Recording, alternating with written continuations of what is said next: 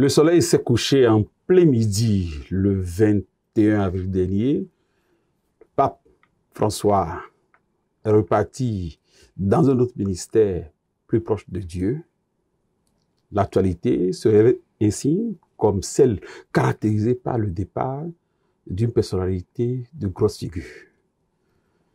Confidence dans le noir reçoit pour vous, une première d'ailleurs, un homme d'église. Un homme qui est connu des médias, un homme que vous connaissez du nom de Père Éric Aguenounon. C'est l'homme des médias, l'ami des journalistes.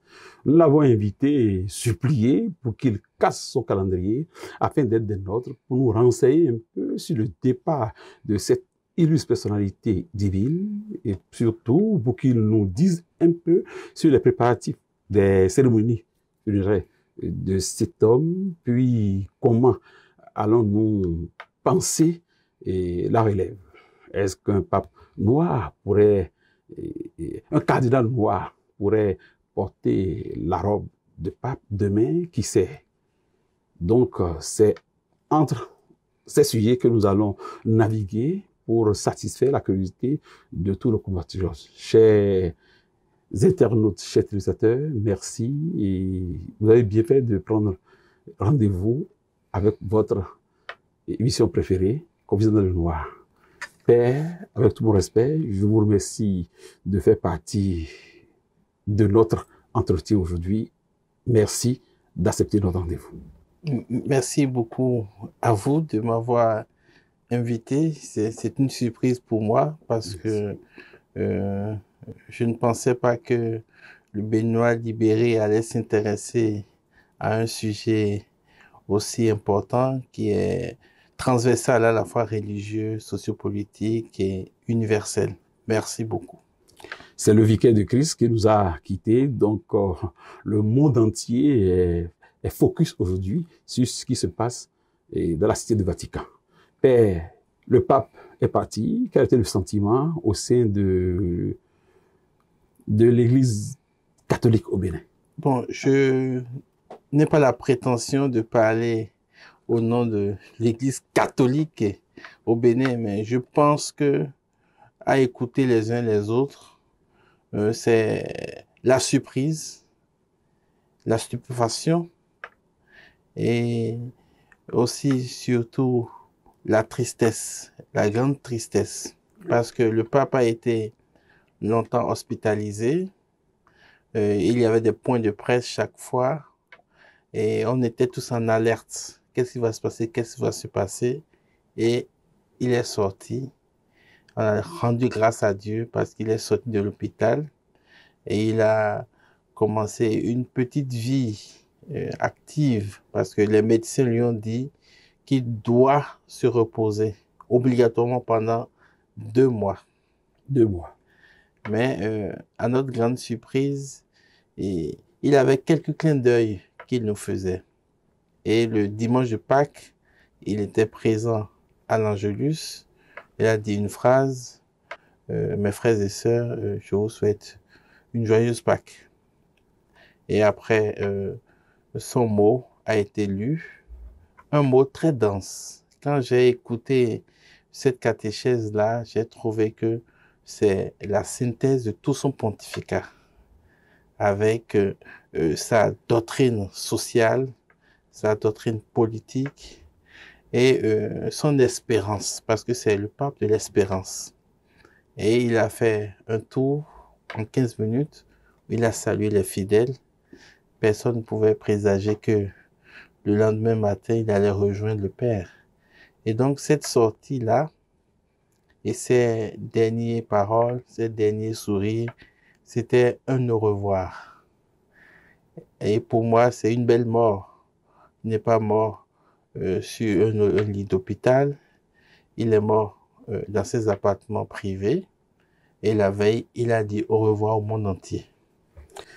Qu'il soit mort ce jour-là, coïncidence, belle coïncidence d'ailleurs, est-ce que l'Église catholique mondiale est contente que le vicaire du Christ le rejoigne un jour de Pâques?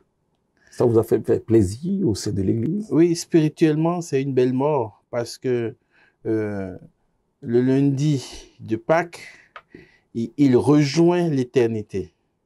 Et vous savez, le pape, en tant que vicaire du Christ, reçoit ses ordres et son mandat du Christ directement.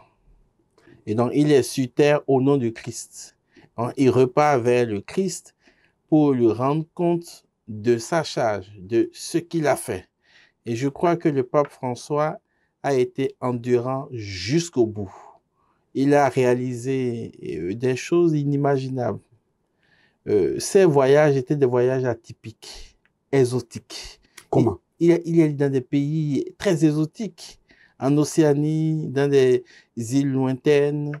Il est allé en Amérique latine, même en Afrique. Les pays qu'il a visités sont des pays vraiment où personne n'est allé. Et il est allé au Soudan du Sud.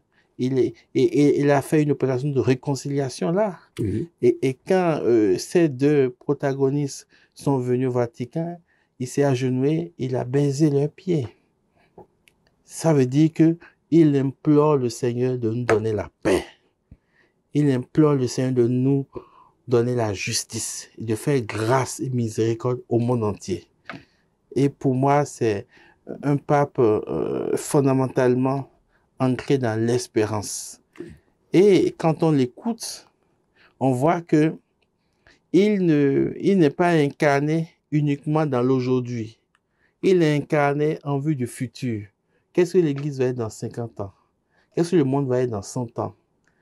Et il a des questions et des préoccupations qui dépassent notre contexte actuel.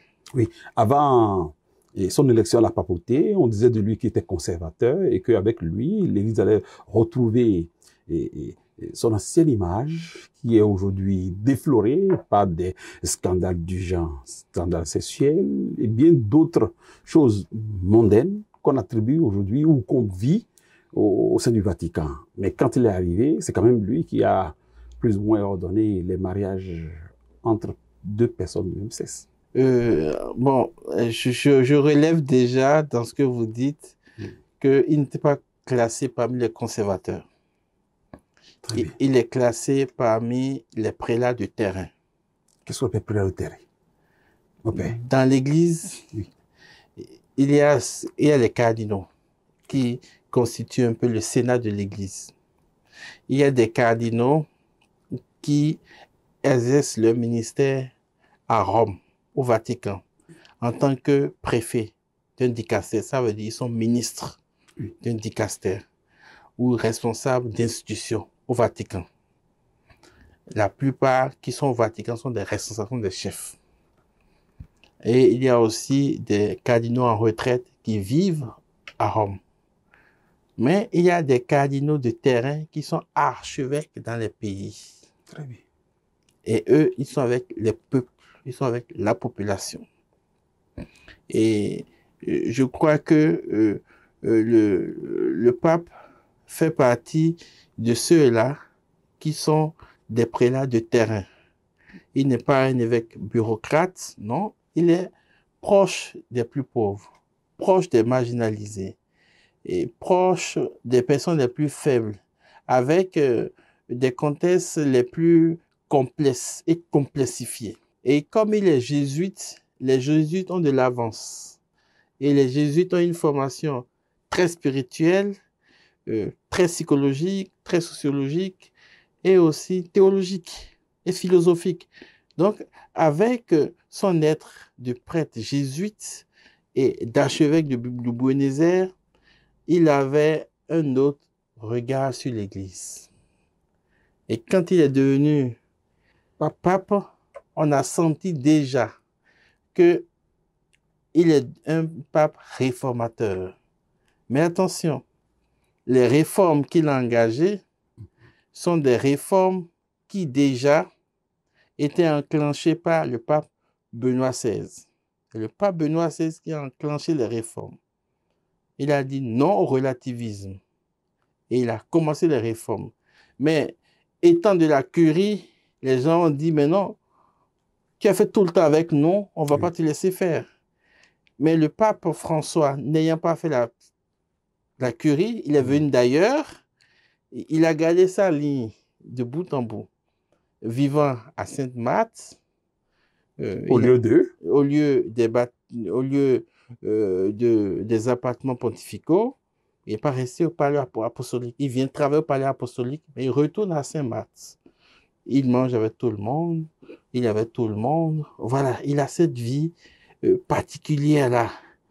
Et pour accompagner cela, il y a toutes les réformes entreprises au plan financier, au plan de l'administration, au plan des nominations, au plan de la vie de la curie. Aujourd'hui, il y a des mandats pour les dicastères. Autrefois, vous êtes nommé, Ah oui. vous êtes là longtemps. Vous pouvez faire 14 ans dans un dicastère. Voilà, le cardinal Ganti restait longtemps dans les dicastères comme chef. Ça, c'était un autre temps. Lui, il a amené des réformes, des mandats, tout cela. Ça n'a pas plu à tout le monde. Mais il a persévéré jusqu'au bout. Mais il est un fin diplomate, fin politique. Parce que quand vous voyez la configuration aujourd'hui du cardinalat, il a changé la configuration. Les spécialistes du Vatican, journalistes comme chercheurs, comme le disent, le profil des cardinaux aujourd'hui sont des profils de pasteurs, d'hommes de terrain, des gens qui rentrent dans sa vision. Autrefois, Jean-Paul II prenait même tout le monde, des gens qui ne sont pas d'accord avec lui. Benoît XVI, pareil. Mais lui, il a donné un rythme donné, et un rythme de pastoral, un rythme d'homme de terrain, averti, soucieux des problèmes. Et des problèmes qu'il faut traiter cas par cas. Vous avez cité tout à l'heure vous-même les histoires de mauvaise gestion financière, mais il y a cette réalité qui se pose à nous aujourd'hui, le mariage entre deux personnes de même sexe. Non, sur cette question, oui.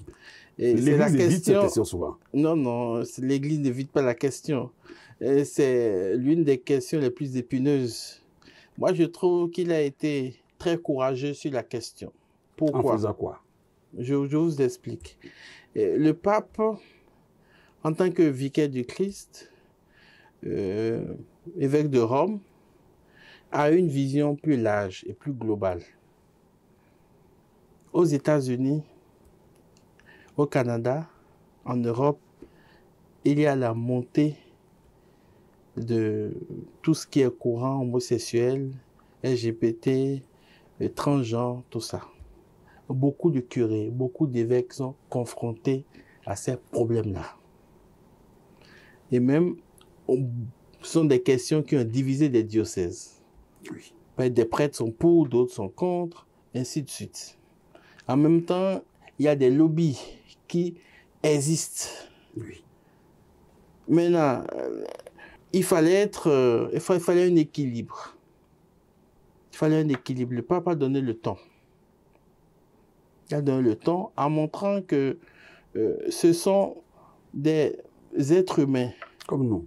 Comme nous. Surtout que dans beaucoup de pays, il y a des lois qui protègent ces gens. Dans beaucoup de pays. Et vous savez, le pape aussi est dirigeant. Oui. Il est dirigeant. Donc quand on met tout ça ensemble, et avec ce qu'il a entendu, avec tous les courriers qu'on lui a envoyés, parce que des cardinaux ont envoyé des courriers, l'ont saisi pour dire, mais prenez une décision. Qu'est-ce qu'on va faire? Qu'est-ce qu'on va faire? Alors, il a confié le dossier au dicaster qui s'occupe de la doctrine de la foi. Et il dit dans un document que voilà, que deux personnes de même sexe, oui. Et parfois c'est des gens qui pratiquent, hein. Vous les verrez. Moi j'ai été en mission en France pendant 3 ans sur une paroisse. Je vois la tendance des gens, ils pratiquent et ils viennent à la messe. Bon, ouais. Donc, il dit si ceux-là, deux, se présentent à vous, oui. hors de l'église, hors de la liturgie, et demandent de les bénir, il faut les bénir. Sachant que dans l'église, on bénit un bateau, on bénit un véhicule, Oui. on bénit une maison. Oui. Et les gens bénissent leur chat. Oui. Les gens bénissent leur chien. Donc, dans ce contexte-là, lui dit, on peut les bénir. Mais il n'a jamais autorisé l'union d'un homme et d'un homme, d'une femme et d'une femme. Mais il a été bravé. C'est contre nature. Et la doctrine catholique le dit, c'est contre nature. La doctrine du mariage dit un homme et une femme. Donc, il n'a jamais institué le mariage homosexuel. Il n'a pas institué, c'est lui qui est le régent mondial de l'Église catholique. Comment se fait-il que dans certains pays, les gens ont pu quand même marier deux personnes de même sexe, des prêtres? Et c'est pour ça, je vous disais que ce sont des questions qui divisent dans plusieurs pays, dans plusieurs régions du monde. Et lui, il a sonné la fin de la récréation en sortant ce document-là.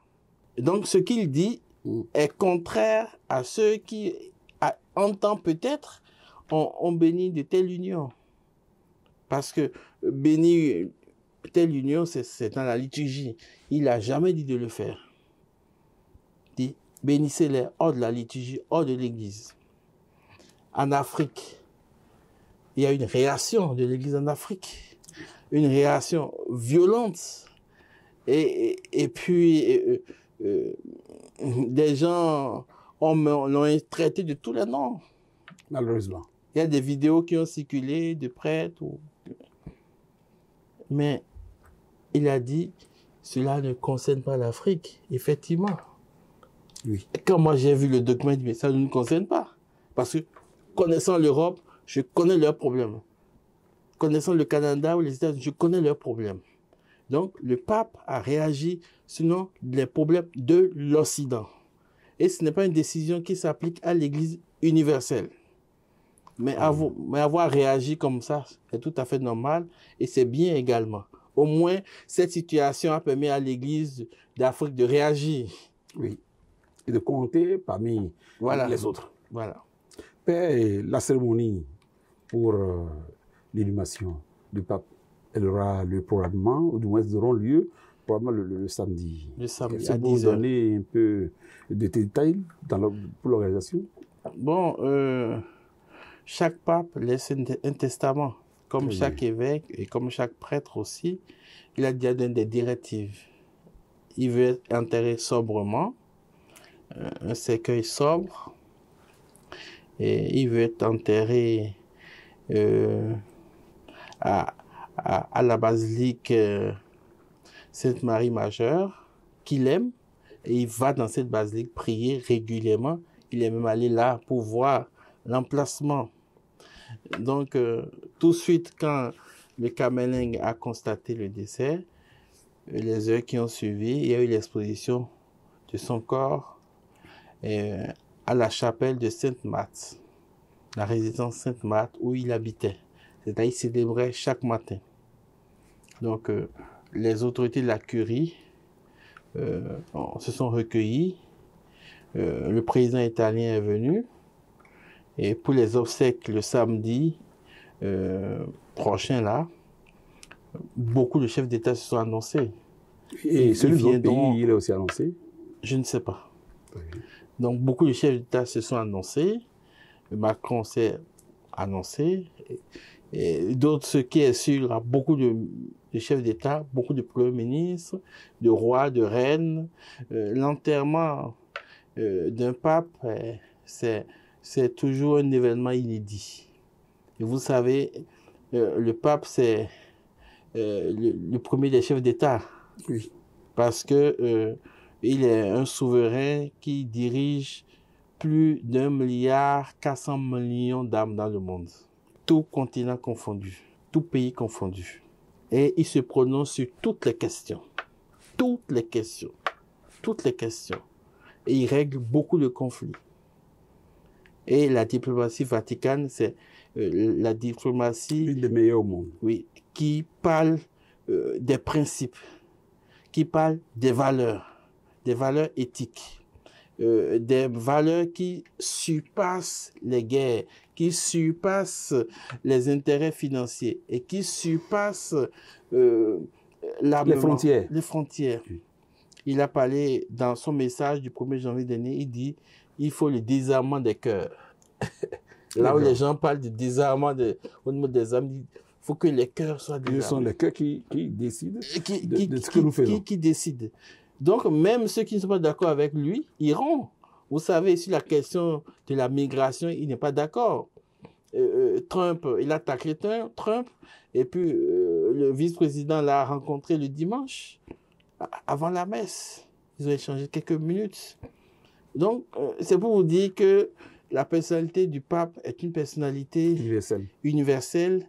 On l'aime ou on l'aime pas, il existe, il est là, il fait son travail au nom du Christ. C'est le Christ sur terre. Père, est-ce que dans les tests, le remplacement du pape est codé par une durée? Est-ce que c'est... Oui. Il y a des constitutions qui prévoient tout. Dès que le pape meurt, toute son administration saute. Saute? Oui. Il est remplacé dans combien de temps? Tous les mandats sautent. Donc, il y a le Camerlingue qui assure la transition. Et ensuite, le collège des cardinaux aide le Camerlingue. Donc, le collège des cardinaux a commencé à se réunir. Ils ont eu aujourd'hui une première congrégation générale. C'est des réunions entre cardinaux où ils décident la date des obsèques, comment les obsèques vont se dérouler. Au total, c'est 9 jours de deuil. Après les obsèques, ils vont prévoir aussi les congrégations générales en vue du conclave. Oui. C'est-à-dire quoi? Les congrégations générales sont des moments d'échange, de discussion sur plusieurs thématiques de la vie de l'Église, de la vie du monde. Ils vont faire le bilan de ce pontificat, les leçons à tirer, ce qu'il faut améliorer, ce qu'il faut faire. Et ça leur permet aussi de se connaître, de se retrouver entre eux. Oui, puisque le prochain pape sera élu en leur sein. En leur sein. Donc, ils discutent, ils échangent entre eux, ils font connaissance, ils vont prendre la parole à tout temps, à tout de rôle. Ils font campagne d'une manière ou d'une autre aussi. Non, il n'y a pas de campagne. Il n'y a pas de campagne. Non, quand il y a élection, il y a campagne.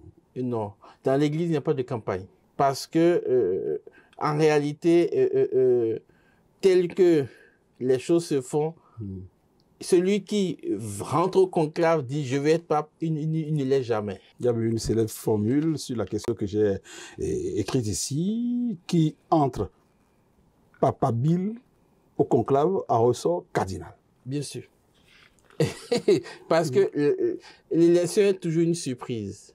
Et l'Esprit Saint est en jeu, l'Esprit Saint est à l'œuvre. Et vous savez, après les congrégations générales, ils vont rentrer au conclave. Silence. Silence entre eux, sans portable, sans ordinateur, sans rien. Ils n'auront que la prière. Et ils vont prêter serment sur la Bible. Oui.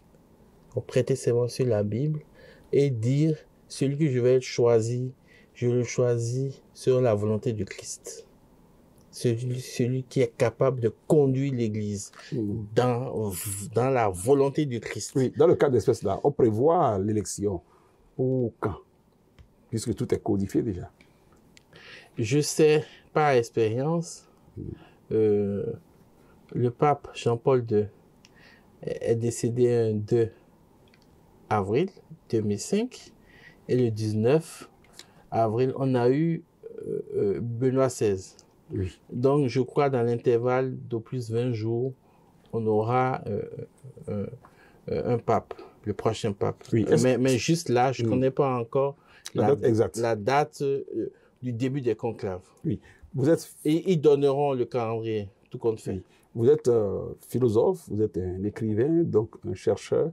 Est-ce qu'à votre niveau déjà, vous faites déjà une idée de qui pourrait être le prochain pape, suivant certaines caractéristiques, selon que vous les connaissez?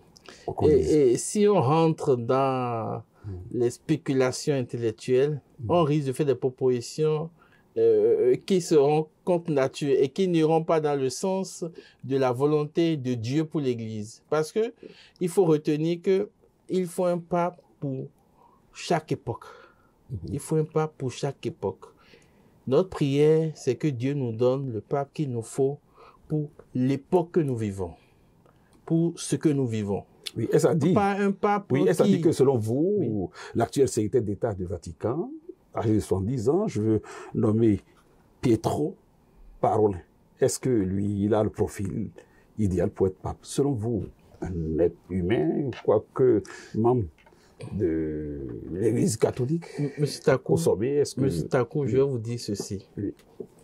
Tous ceux qui ont été créés cardinal, le pape qui les crée cardinal pense qu'ils sont capables d'être pape. On ne peut pas créer un cardinal et douter de ses compétences pour être pape. Donc, a priori, chacun d'eux a les ressources intellectuelles, morales, spirituelles pour faire le travail. Maintenant, un pape, c'est une personne qui est un chef. Il faut que ce chef-là soit apprécié.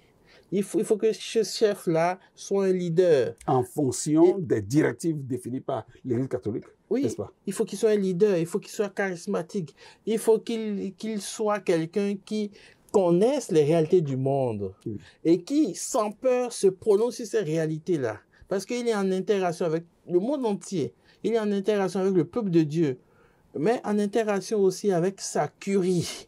Il faut qu'il soit apprécié de la curie. Si déjà vous êtes élu pape, et si un mois après, les gens ne vous apprécient pas, mais... Il faut pouvoir concilier.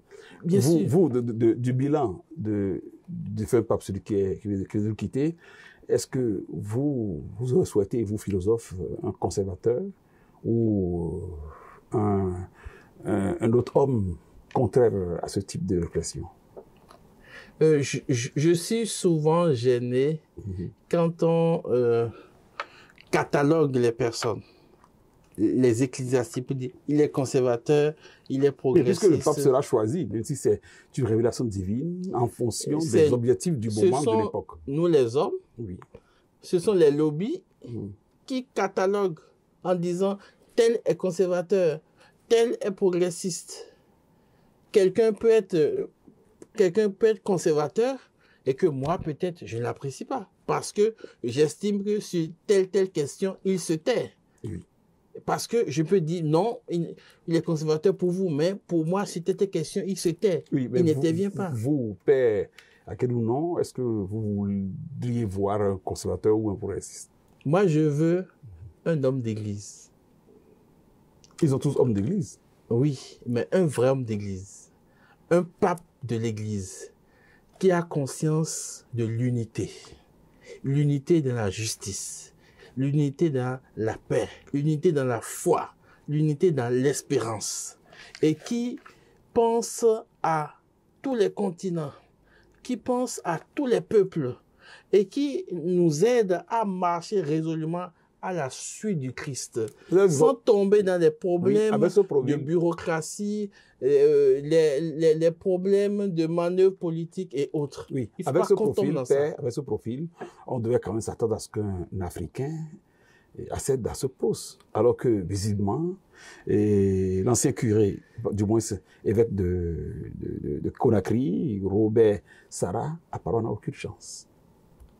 Parce qu'apparemment, l'Église catholique n'est pas prête pour donner ce poste à une personne de peau noire. Et cela vous inquiète. Vous qui êtes noir, béninois. Non, je ne pense pas que ça soit ce problème-là. C'est à quel niveau, le problème? Je vais essayer de vous dire quelque chose sur la question. Vous savez, c'est une question que j'aime pas trop traiter parce que j'ai beaucoup d'admiration pour le cardinal Sarah, mais malheureusement, sur les questions africaines, je ne l'entends pas. Je ne le vois pas. Moi, je souhaite qu'il se prononce sur les questions de Goma, la guerre, par exemple, les questions de conflit en Afrique. les présidents qui s'éternisent au pouvoir, qui se prononcent ces questions-là.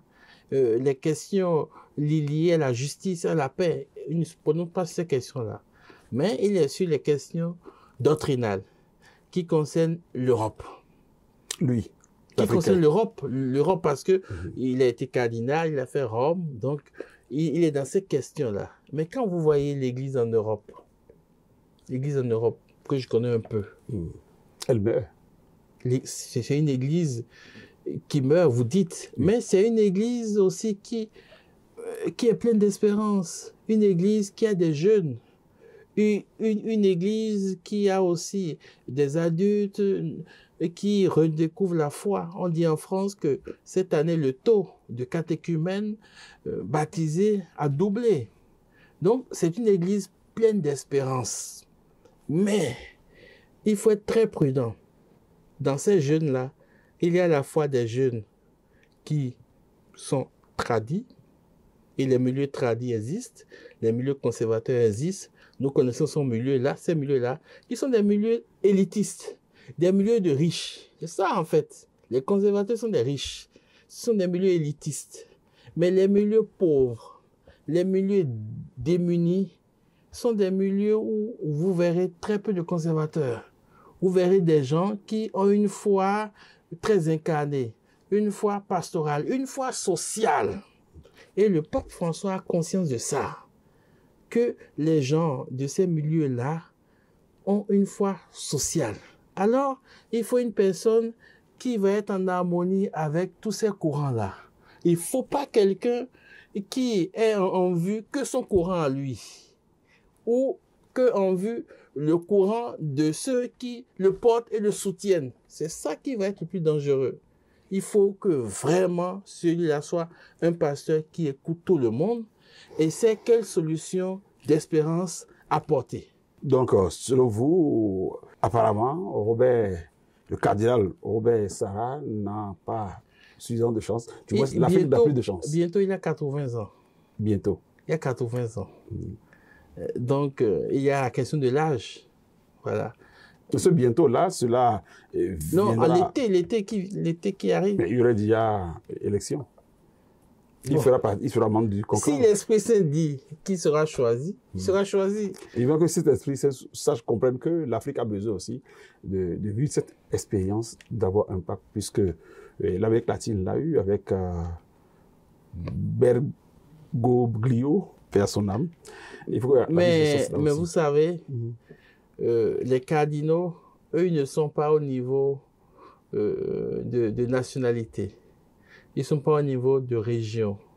Ce sont les journalistes, les commentateurs, les enseignants, les chercheurs qui font ces analyses. Non, l'évidence est là que c'est difficilement que c'est allé vers l'Amérique latine et que l'Afrique en temps normal devrait se dire c'est notre tour après un pape argentin. Il faut que nous soyons au rendez-vous. Je ne pense pas que c'est le critère géographique. S'il y a beaucoup plus un critère de charisme, un critère de leadership, un critère de foi et d'homme théologique, d'homme de foi. Parce que l'Africain qui est à ce niveau n'est pas... il paraît que quand vous prenez le cas de Bergoglio, et déjà au conclave qui a élu Ratzinger pape de il avait été choisi. Il était déjà parmi ceux qui étaient bien en liste. Hein. Maintenant, je n'ai rien contre le choix d'un Africain. Si le Seigneur décide qu'on aura un pape africain, nous aurons un pape africain.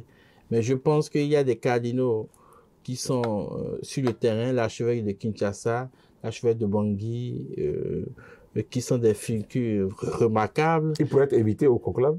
Tous ceux-là iront au conclave.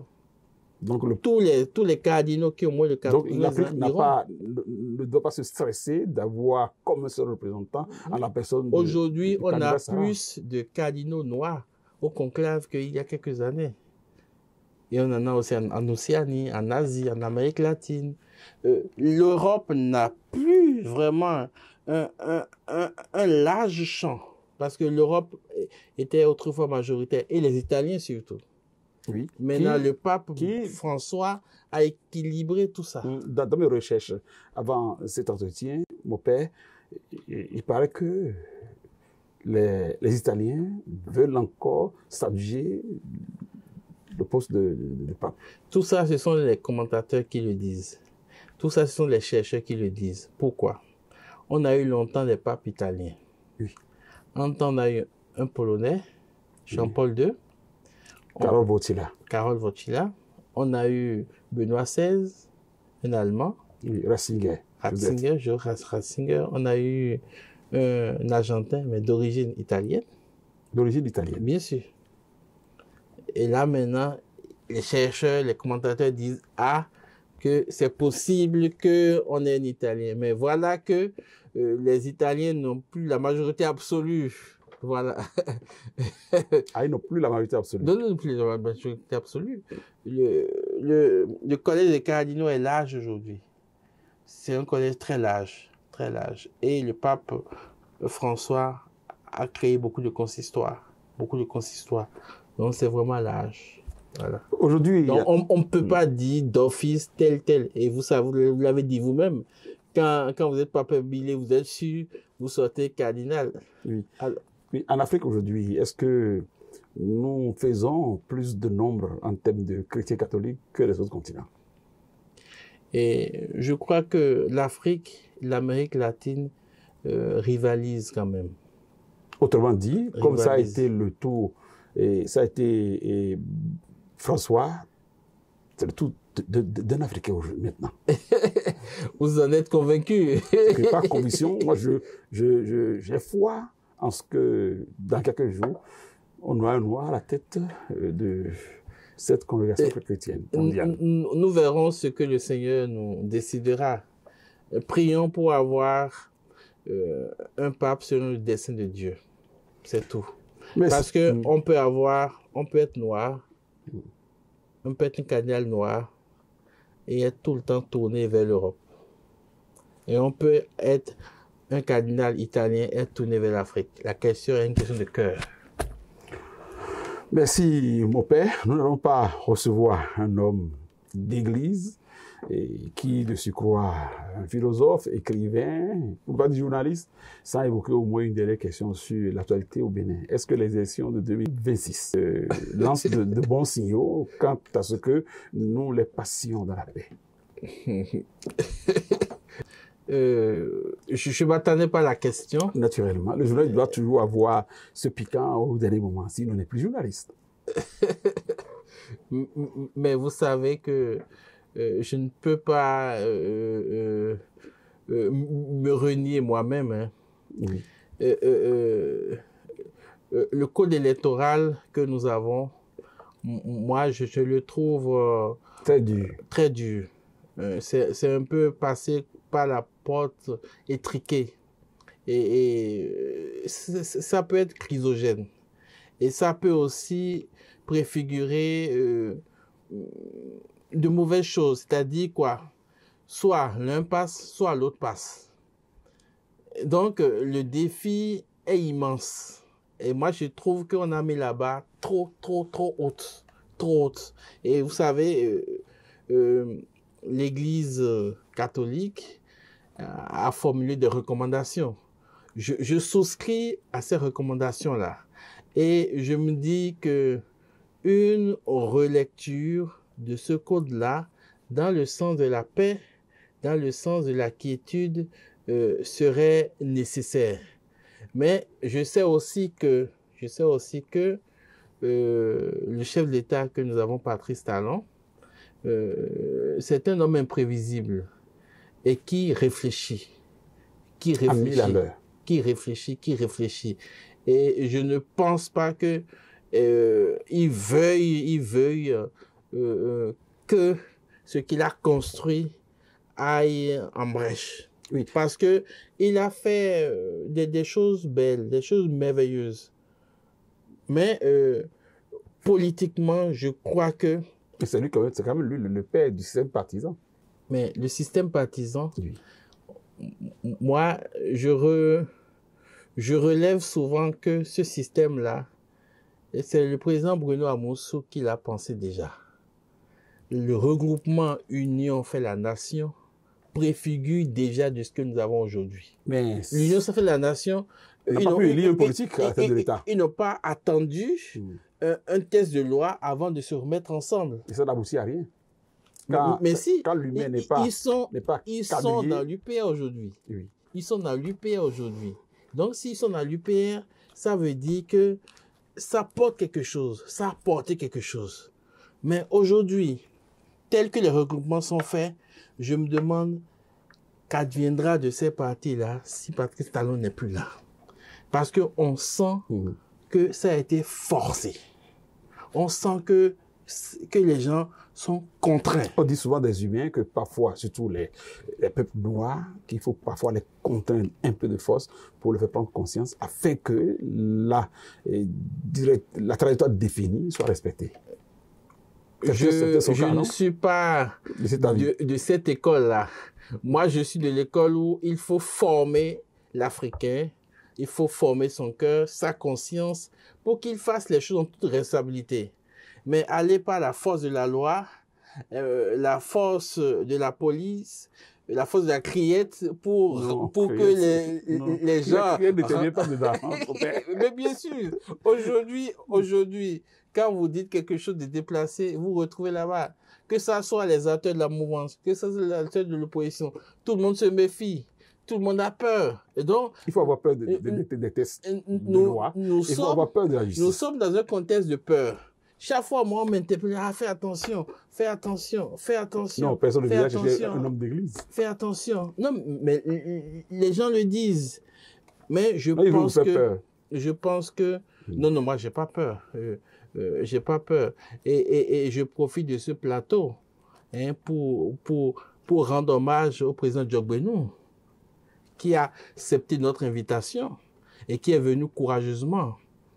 Je pense que la bataille n'est pas dans le lynchage. La bataille d'idées n'a pas besoin de lynchage. La bataille d'idées n'a pas besoin de lynchage. Il faut plutôt le travail sur le terrain, à travers les idées.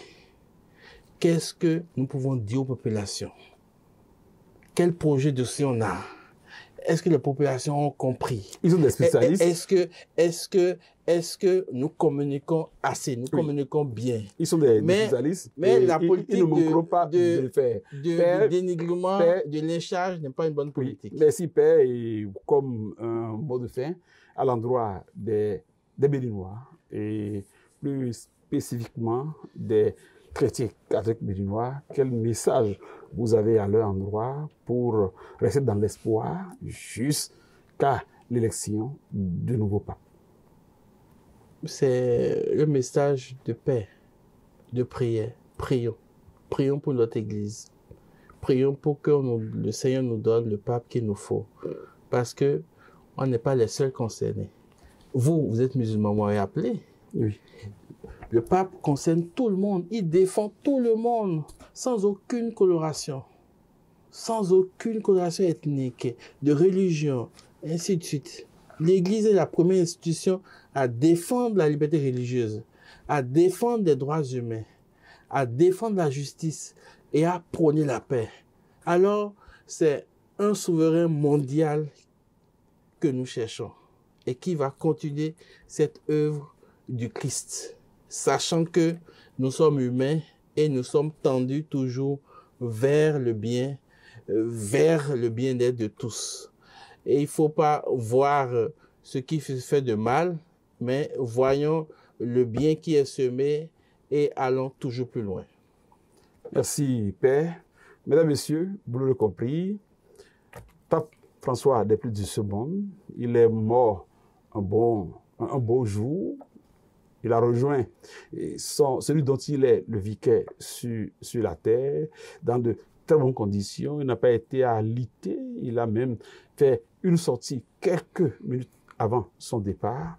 Le Père a souhaité que le prochain pape soit un pape du monde. Un pape qui intègre tous les peuples du monde, tout en pensant à la résolution de tous les problèmes qui nous minent aujourd'hui. Donc, chers téléspectateurs, vous qui rêvez déjà qu'il y a un Africain à la tête de l'Église catholique, en suivant la définition, les expressions de Père Éric Agué, non, l'espoir est un peu rétréci, mais comme il a appelé à cette chance pour l'Afrique, je demande si je n'ai pas trouvé de solution à cette question. Est-ce que c'est l'heure pour l'Afrique? La question conserve toujours son propos d'interrogation. Portez-vous bien et restez toujours câblé à votre chaîne et surtout à votre émission Confidence dans le noir. Merci à tous.